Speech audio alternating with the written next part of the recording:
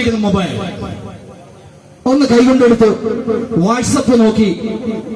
അല്ല, അതുവരെ കരച്ചിലായിരിക്കും അല്ലെ, സന്തോഷമില്ലായിരിക്കും. നോക്കി 1-2 മെസ്സേജ് വന്നു, ആരും കാണാതെ പൊട്ടിച്ചിരിക്കുക അല്ലെ. അയച്ചല്ലോ. ഒന്ന് ചിന്തിച്ചു നോക്കിയേ. വേദപുസ്തകം പഠിക്കുമ്പോൾ സുബോധം നഷ്ടപ്പെട്ടിരിക്കുക. അപ്പോ സ്വതന്ത്രം അപ്പന്റെ മുമ്പിൽ ചിരിക്കത്തില്ല, അമ്മയുടെ മുമ്പിൽ ചിരിക്കത്തില്ല, ഭർത്താവിന്റെ മുമ്പിൽ ചിരിക്കത്തില്ല, ഭാര്യയുടെ മുമ്പിൽ ചിരിക്കത്തില്ല, പക്ഷെ മൊബൈലിന്റെ മുമ്പിൽ ചിരിക്കും. ഹല്ലേലൂയ.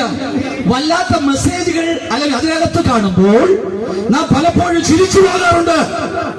ഈ കഴിഞ്ഞ യുവജനോത്സവത്തിൽ കേരളത്തിൽ 1ാം സ്ഥാനം ലഭിച്ച ഒരു കുട്ടിയോട് ജഡ്ജി ചോദിച്ചു, കലാതിലകമായി തിരഞ്ഞെടുക്കപ്പെട്ട സമയത്ത്, ജഡ്ജല്ല, പത്രലേഖകൻ ചോദിച്ചു, നീ യുവജനോത്സവത്തിൽ 1ാമത്തെ കുട്ടിയായിട്ട് വന്നല്ലോ, നിന്റെ അടുത്ത ജീവിതം എങ്ങനെയായി തീരണം?